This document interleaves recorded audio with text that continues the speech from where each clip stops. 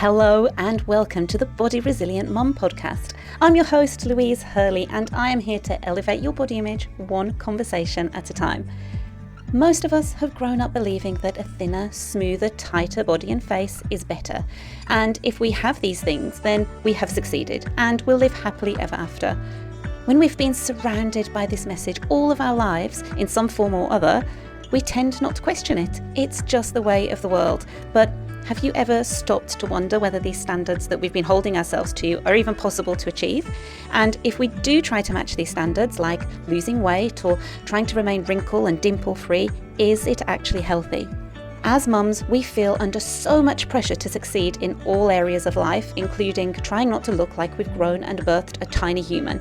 This podcast will encourage you to challenge your long-term beliefs about what your body should look like and help you to move from a place of conflict with your body to a place of peace and acceptance. This has been one of my favourite conversations to have over the podcast so far because it's real chats with real mums. It's been such a privilege to sit down and talk to these women who I now consider friends because they've been training with me at Strong Mums for so long, about what's going on in their head when it comes to body image. We don't often get a chance to sit down and talk together like this, so it was a beautiful opportunity to talk things through and to learn more about each other as well as talking about our experiences and our current body image challenges. We also talk about ways to conquer these challenges, ways to tackle them, and some of the approaches that we talk about are in the Body Resilient Mum project. So I loved being able to share what's in my head, my knowledge and my experience in helping mums with body image. I love sharing that with these mums that we chatted to. What I hope that you get from this episode is to know that you're not alone in the way that you think and the way that you feel about your body. Perhaps you've felt a certain way your whole life about your body. Perhaps you've had the same thought patterns or the same beliefs about your body your whole life, and you're absolutely not alone in this. What you can't see from this episode, obviously, because it's a podcast, what you can't see is that these mums they range in shape, weight, size. They're all completely different, and yet there are very similar thoughts and feelings about their body, very similar experiences as well in the way that they've been brought up to think about their body. And so what I'm trying to get at is you might be in a place now where you feel that you would be more confident or you'd be more happy or perhaps you'd be more accepting about your body if you were 10 kilos lighter or had a smaller tummy or didn't have the rolls that you have or didn't have that cellulite, whatever it is. But that is just not the case because, as you'll hear in a bit, the mums in this episode, all different shapes and sizes, different weights, and yet all have the same hang-ups, the same thoughts, similar feelings as each other. What I also want you to get from this episode is some strategies and tools for those moments when you feel like your confidence in your body is taking a real bashing, or those low body image days. As I said earlier, throughout these conversations, I share some strategies that I teach in the Body Resilient Mum Project online course. And so what I really hope is that by the end of this episode, you can put them into practical use in your own life. I loved how one of the very first things that we talked about, and this happened very organically and naturally, was the comparison trap and how we automatically compare ourselves to other people, even though we know we are intelligent women and we know that we should not compare ourselves to other people. It still happens and it can be automatic. And that's for several reasons. It's kind of biological. So as humans, we are biologically made to compare ourselves to other people because when we live in a community, we want to be around similar people with similar values, similar thinking patterns and doing things in a similar way. It's just part of how we've evolved as a society and culture. But what that means is now, where we have social media at our fingertips, it is so much easier to compare ourselves. Hundreds and thousands of years ago, we would have been in a very small village. It would have been a small amount of people that we compare ourselves to, and generally we would be similar to these people. But now we have access to millions and millions of different people, and it's at our fingertips. We get our phone out and we look and we can compare ourselves to other people in an instant. And that is not healthy, especially when you get feedback from those people as well. We're not meant to be on show for that many people. Our brains are not wired for that. So I love this conversation that we have about comparing ourselves. And I share with the mums in this conversation some of the things that we can try to change our thinking around comparing ourselves to others. Thinks that I like it. Yeah, it's like, no, not hovering. Not hovering. But most of the time, I feel like I've got a really good body image. But I will watch these ads because I want to know what they're about, and like I said, what awful stuff is on Instagram, and I tend to start feeling a little bit bad about myself after, because I don't have that flat tummy, and I don't have that six pack, and I don't have whatever that person looks like. It lasts a second, and then I But you see, have it's a check interesting. in. You come here and you've got a really positive image and about the way you do it, and then I go to work tomorrow and I'm surrounded by people that are in the gym and skinny and watching what they eat, and it's all about, and I'm like, great. Yeah, I'm But that old one over does here. that make you like feel bad because you're not doing what they're doing? Because you are, because you're here Makes me training. feel bad because I'm fat and old. Are you? Yeah, compared to all Why? of them, I'm fat and old. No. And they're young and Do skinny. you and know? got ages. Okay, so that sounds like that's the story that you tell yourself in your head. Probably. You know, in the Body Resilient Mum Project, sales pitch. I talk about some of the thought traps that we fall into, and one of them is the narration trap. It's the story that you tell yourself, and you don't have to verbally. Bye, I Liz. have to run to laser. See, another beauty thing. I'm also trying to shave. I really couldn't alright. give a shit who's looking at it. You're allowed to want to look good. To not be That is a whole nother story. And that story that's in your head, you don't necessarily say the words, but the thought process is instant because you've told it to yourself for so long. Probably. The thought is just instant. You don't even have to say the words out loud in your head, but it takes a second, and that's where your brain goes because you've made those neural connections. And so part of it is telling yourself a new story, which is Menopause. it's emotional as well. Like, it's a massive part of life. And things change when you reach menopause, don't they? Oh, yes. Including hormones, emotions, your body, everything changes.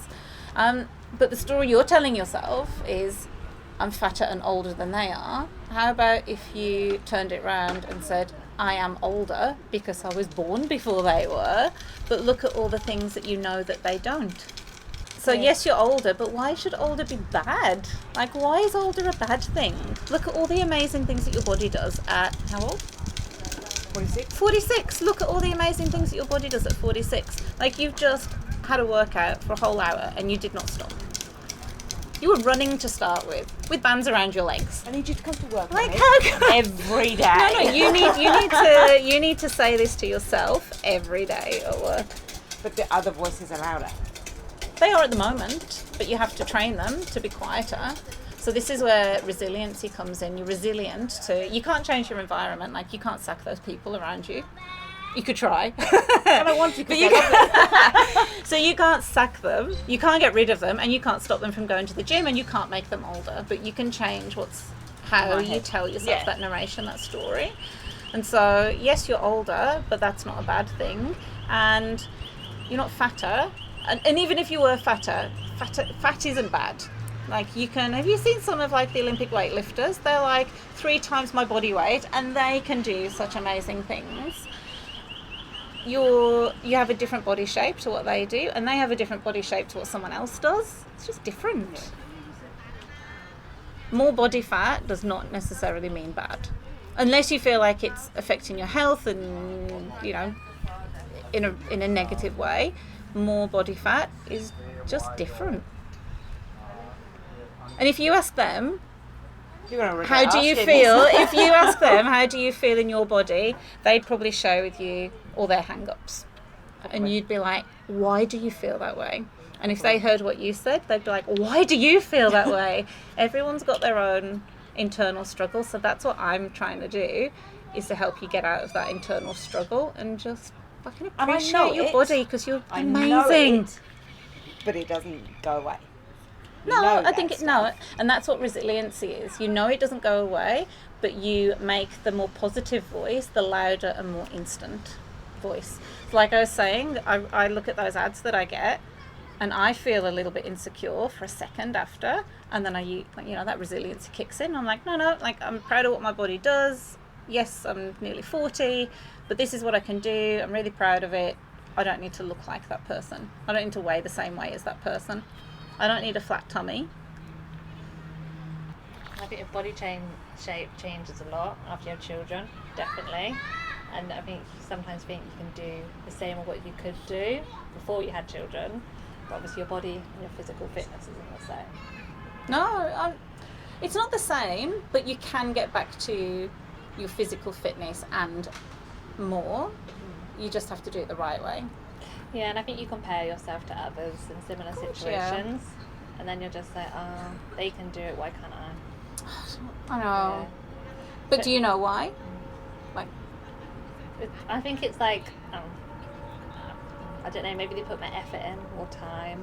it's because you're different. Yeah. It's just like, you're putting enough effort in, and you're dedicating the time that you want to dedicate to your fitness. But you're different from like that pregnant lady over there. There's no one there really. And that pregnant lady over there, like everyone's different, and everyone's postnatal journey is different, and you're going to look different after. And I think that's why these ads really wind me up. Have you seen the one when she says, imagine snapping back, and she sucks in her tummy? She says, I had 6 kids, and not long ago I was a mess, and my pelvic floor was like a smashed egg. Oh my God, it does my head in, because not everyone can look like her. I reckon she's also had surgery as well, which obviously she doesn't mention. And not everyone is going to look like that. And that's okay. But, I feel like even I feel bad after watching that ad, because I'm like, my tummy doesn't look like hers, and I've only had 2 kids. But that's okay. Look at the amazing things that your body does. 1, while you're pregnant, 2, before you were pregnant, and look at all the amazing stuff it's going to do once you've had this baby. Yeah, I think there's just an expectation to always be a certain way, and to be always, you get expectations from like all sides, don't you? Yeah, like internally, externally, from your environment. Yeah, and like you see people a certain way or a certain look, and then you want to be like the same, you want to have the same fitness, you want to have the same physique, and you can't have everything. Because something will suffer. Yeah, again. But you also don't need to look like that. No. If you can focus on what you can do, you can just try to quieten those other voices that I should look like this, or I should be able to do that, and just run your own race. And you know what, it takes time. Like, you can't just change this thinking overnight. Like, it takes time and it's hard work, but you'll get there. Yeah. Or you could buy the Body Resilient Mum Project. This wasn't a sales pitch, by the way. It's not why I asked you to stay back. But it takes time. And you can, you can follow people on Instagram sometimes, and they'll have all these amazing quotes, and you're like, oh, that really resonates with me. Yes, like, I love that. I'm going to remember that one. It takes more than that. Like, you can read it once and feel awesome about yourself, but you go back to work the next day and you're like, oh, those old feelings come back about not feeling good enough. And it takes time. What are you going to do different, Caroline?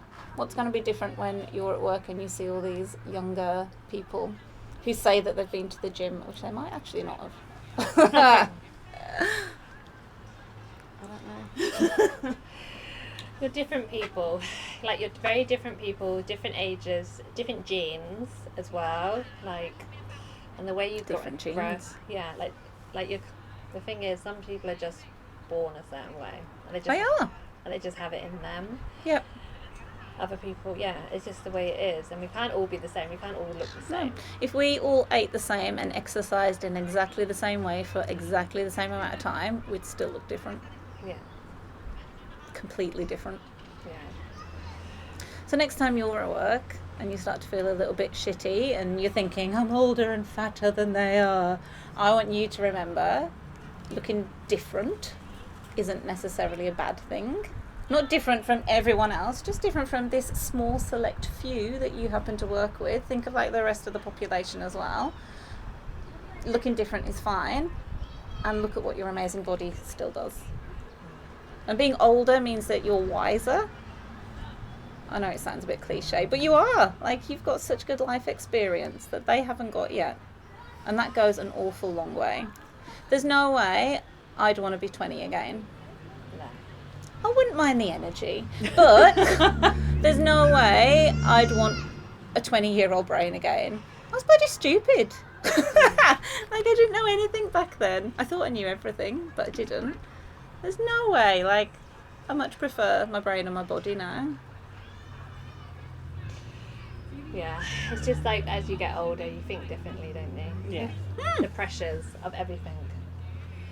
So And you know what? Those 20-year-olds would feel it too, that pressure, a different way. It's different pressure. Yeah, different. Different pressure. And it's really sad because you'll spend your whole life wishing that you could look like someone else or wishing you could look a certain way. And then if we're lucky enough to get to 80 and you can still move around independently, I feel like that's going to be awesome. Are you going to get to like 80 and regret all the time that you spent worrying about how you look? That'd be really sad.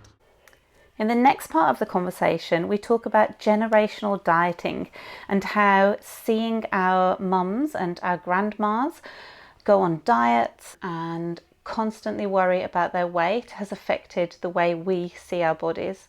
Of course, this was a generational thing. We're not talking about bad parenting here.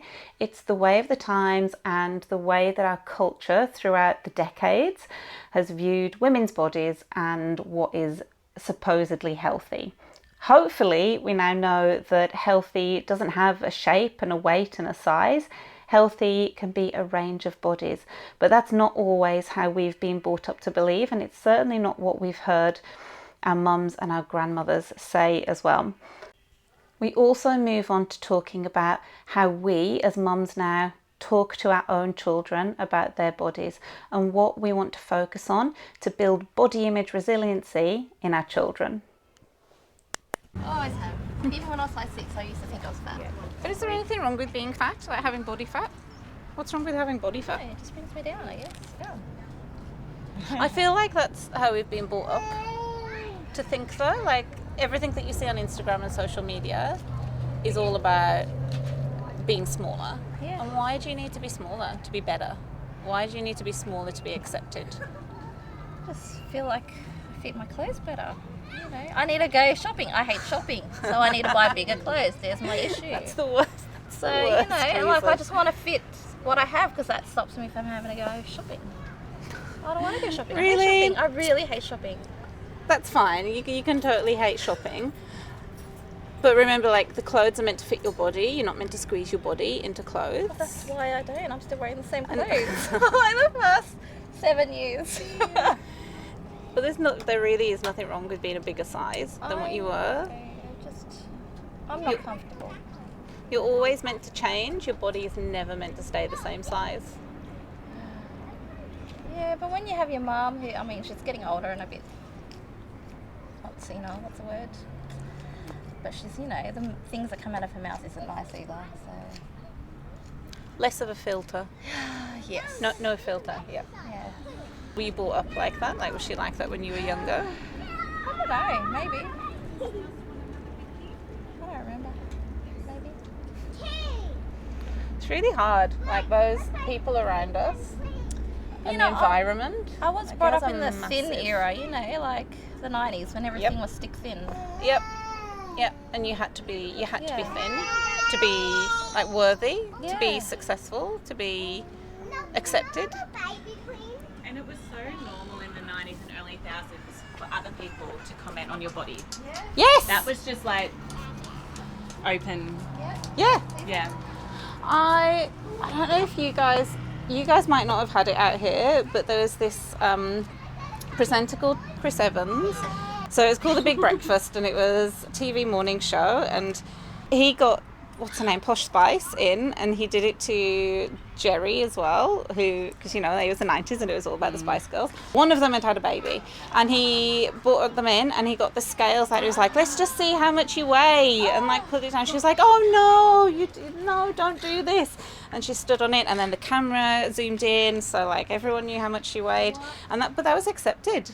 It was like, great entertainment. That's shocking. And then you wonder why like people now grow up feeling that they need to weigh a certain amount and they need to look a certain way and have low body fat. And you absolutely don't. Yeah, that was shocking. But you're right, in the 90s it was just accepted. But for a lot of us, that was a time when we're growing up into our bodies and you're trying to figure yourself out.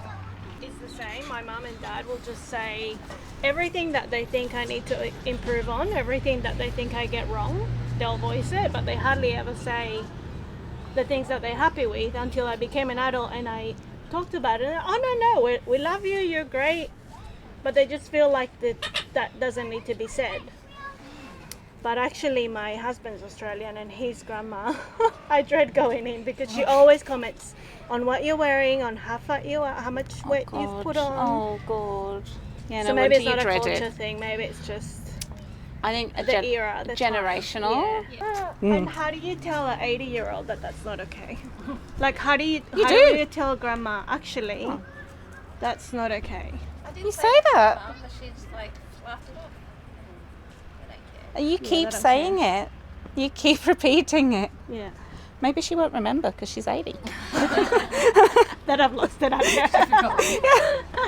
In which case you have to keep saying it each time. There's a very respectful way of telling people. You don't have to be outwardly angry with them. Yeah.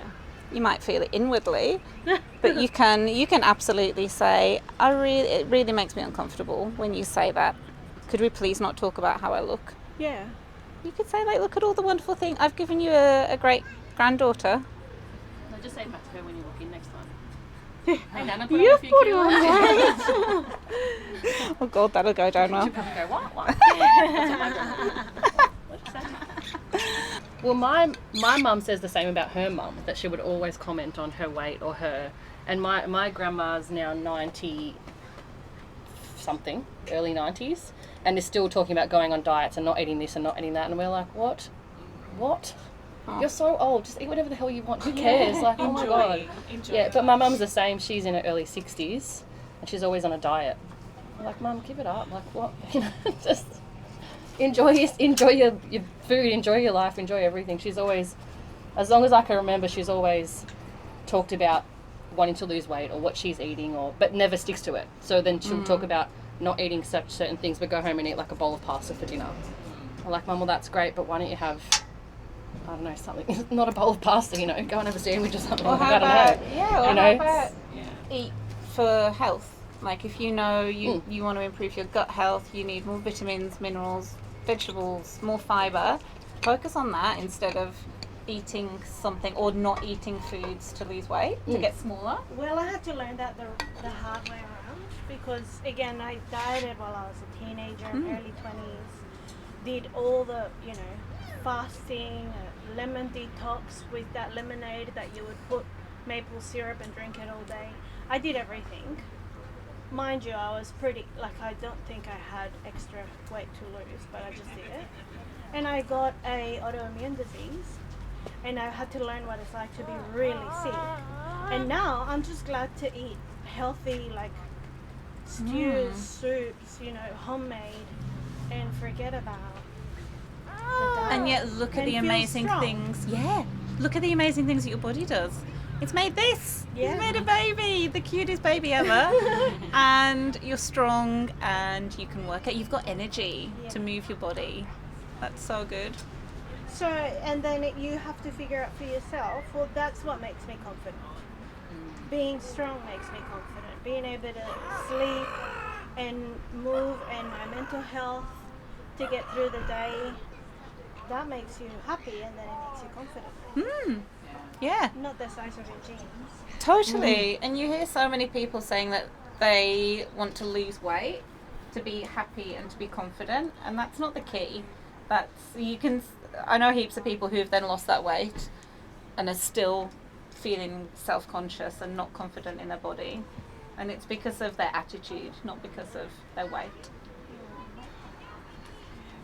I never had those problems as a kid. I'm naturally a skinny person, very good metabolism. I could eat anything, probably up until my early 20s. You wouldn't tell. And even when I was pregnant, it was like, oh, yeah, there's something. No one knew I was pregnant until I was about 6 months pregnant. So I've never been on those diets and I never had anyone comment on my body in that way. It was always the other way. how skinny I was and how, you know, I was called chicken legs as a kid and I hated it. And only then as an adult I was like, well, that's still commenting on the way I look. It is, just, they didn't think it was negative, but I hated it as a kid. And only as I got older I realised what it actually meant. I just always thought no one's pants ever fit and no one could get shirts that ever fit them, like, because, you know, I've got these stupid long arms and legs. I was like, oh, why didn't everyone's... Then suddenly these 3/4 pants came into fashion. I was great.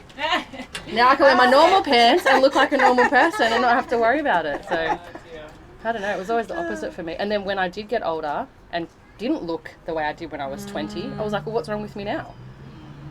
Well, I had 3 kids and I just turned 40, so I'm not going to look the way I did when I was 20. Yeah. But it's hard to get out of that mindset.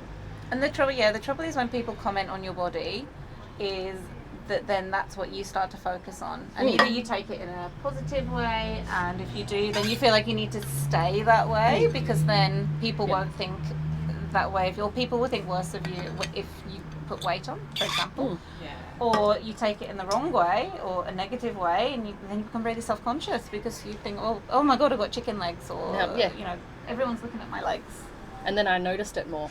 Yeah. Like I'd notice how I would walk, or I'd notice my gait, or I'd notice how I'd run. I used to really love running, but now I hate it because I feel like I look stupid when I run because my legs are so long, or because I don't have the right, you know, the right style or something like that. So and that takes up plus so I'm much old now headspace. anyway. Yeah. So you kind of run past someone going, am I doing this right? Are they going to think I'm an idiot when I run past them or something? Like, you know. Instead of just enjoying the run. And they don't care. Like, they're looking at something else. No, They don't no, even yeah, notice. Someone went cares. past me. Like, and you know what? And even if someone did notice and they've got their opinions, who fucking cares? Yeah. No one cares. Well, we shouldn't care. It's hard though, yeah. It's hard to think no one cares. Yeah, it takes time. And we've been brought up to take note of how other people think of us. And it takes a long time to get out of that. You can't just do it overnight. It takes a long time. Do you know you guys are awesome though? You are. Like, you come here and you get your workout done. At any point, do you guys worry about what you look like when you're doing this? No. Because you shouldn't. No, more about make sure I'm doing it the right way. Yeah. Like, obviously the right spot, knees in the right spot. Oh, my knees are going in. Oh, yeah. How good is that? So if you can take that and apply it to every day, I mean, you're fixed. Right. Yeah, just like that. How awesome would that be? Really lucky because I talked to some of my friends and they've got like similar stories where it's just like, not something that happened in my household, which I think is pretty beautiful. rare. That's the thing. My really mum was rare. never a big person. Yeah. Like, obviously I got her genes and Yeah. I'm not a big person. And she was always, you know, she was not overweight. She's normal sort of, you know, average BMI, whatever they used to measure it in. So it just always was. I think it was because from her mum. Yeah. You know, saying. Yeah. And still now you see her. Shouldn't be wearing that shirt and stuff like that. Yeah. So Jem, your mum didn't diet and you didn't pick up habits like that from your mum. Were you immune to that, do you feel, as a teenager? Like, did you feel that you had to lose weight or look a certain way, or do you feel like you were pretty resilient? I never felt like I needed to lose weight or look a certain way, but I would say that I was probably what society would have said is acceptable as far as like a body weight and look is. I've always been pretty petite, always been fairly active and fairly strong. Like, so I'd say I never felt that pressure because I was already in the category of like, well, you're okay, but it never really played on my mind that much. It was just something that, hasn't. Well, that was the thing with me, I guess. People commenting on things that you can't change. Yeah. Like, I can't change how tall I am. Yeah. But everyone always comments on it, and you're like, okay, I know. I've lived with it my whole life. I know I'm tall, okay? Get over it. Like, oh, look at those legs. Yeah, I know. I know.